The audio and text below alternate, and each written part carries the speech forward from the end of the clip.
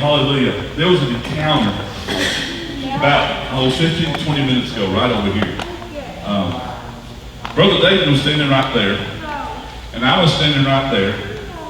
And Sue comes walking in with her smile and says, "I'm cancer free." That's a good reason to say hallelujah. That song, we understand that we're in a battle. The enemy wants to defeat us. But the enemy, I know how it ends. And we win. When we go through those times, that's the one thing I gotta stay focused on is when things get tough, and they're going to. We're told they're going to. Remember the end. Remember where we're headed. He's got it. And the old sticker says, "Get her done." He's already got that done, right? Undoubtedly, he's completely got that. Let us stand as we sing our last song, please.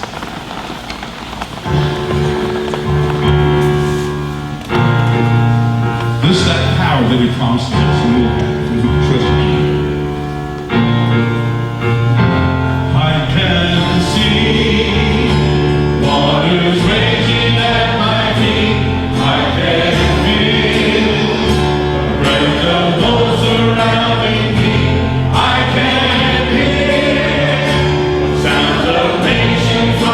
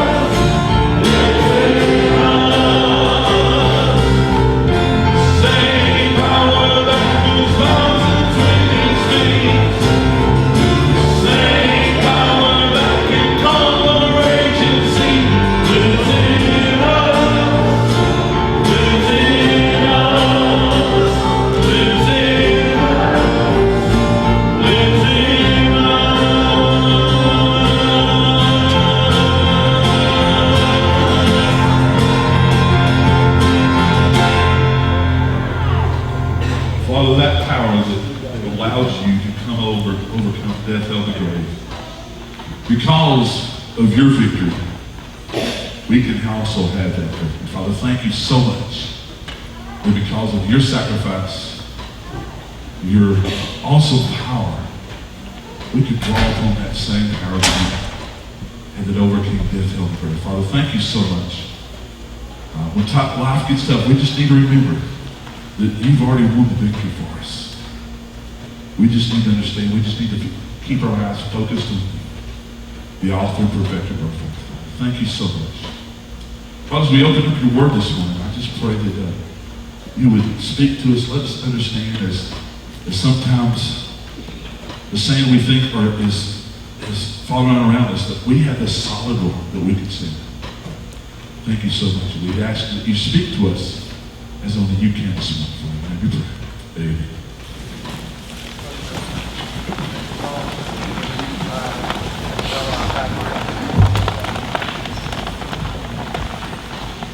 The Word of God has always been a question for people to understand: how did men receive this message that you and I hold as the Word of God over hundreds of years? How did they receive it and record it within their own personality structures and that sort of thing, and yet not change what is in fact God-breathed, the very mind of God, and that from beginning to end, it never contradicts itself? How is that possible? And it is possible not because of men, but because of God himself. Now, if you think about all the world religions, all of the different beliefs that are out there, most of the time, if you ask somebody about that, they're going to say, well, and not in the church per se, they're going to say, well, every road leads to heaven. Or they're going to say, well, really, it doesn't matter so much what you believe as long as you are sincere. And that's a great tragedy, because I would say you can create a situation where people don't know the truth and they're sincerely wrong. That would be a tragedy. It would be a tragedy to having been given the wrong impression and never had the opportunity for that to be corrected. So I want to talk about some words for a second. The word accurate and the word precise. Okay? So you're dating this young lady and she makes you goulash. And there it is, you're having your date and she has cooked this goulash for you. And you look at that and you say, that is my favorite dish. God knows you're lying. Right? It's you said it. Now, y'all on a date and she makes you goulash and, oh, that's his favorite dish. And then you marry, and every week on Sunday she is making you goulash. Right? What she is doing is absolutely precise.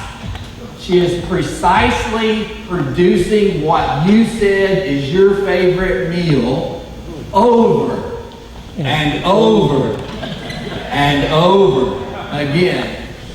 But the information that you gave her was not accurate. It was not accurate. And so something can be repeated consistently and even become believable because you hear it over and over and over again and yet not be accurate. So as I come to you today with the Word of God, what I want to do is to grab some of you to say, there are some people around me who need to know what the Word of God says accurately.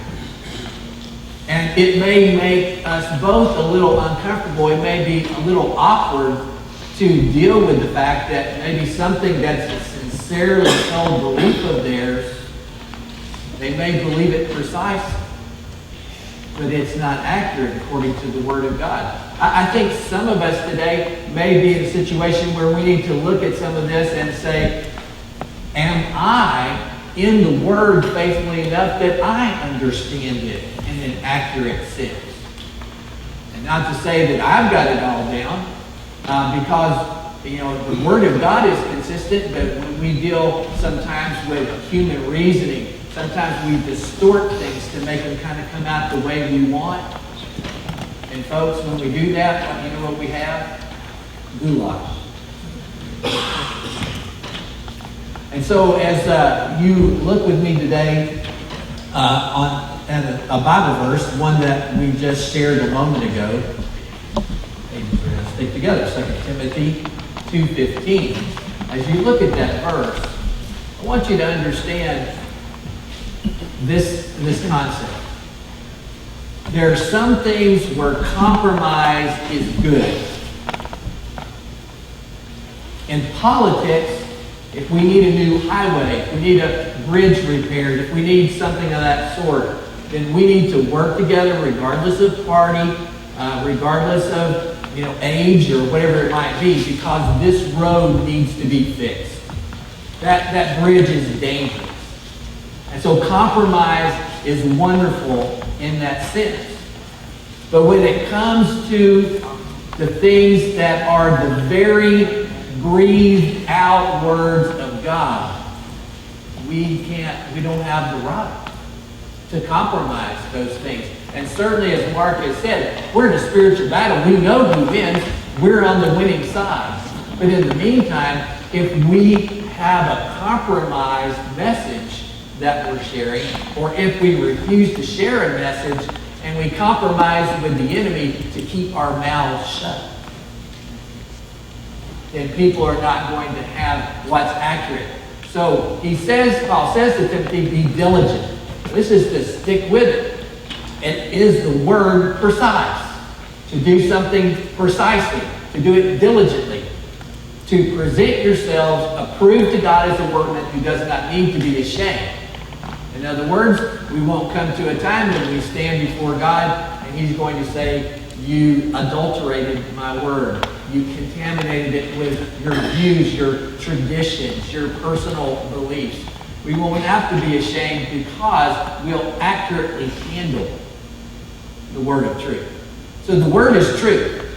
And there's nothing wrong with this. This is without error. And yet, when we handle it inappropriately, we can certainly cause problems for people. Today, in our culture, we have this idea of not judging. You don't judge me, nobody can judge, who are you to judge, and that sort of thing. And who did we as a church family eventually discover had the source of what all judgment would be? You remember where that was? It was here. I don't judge anyone.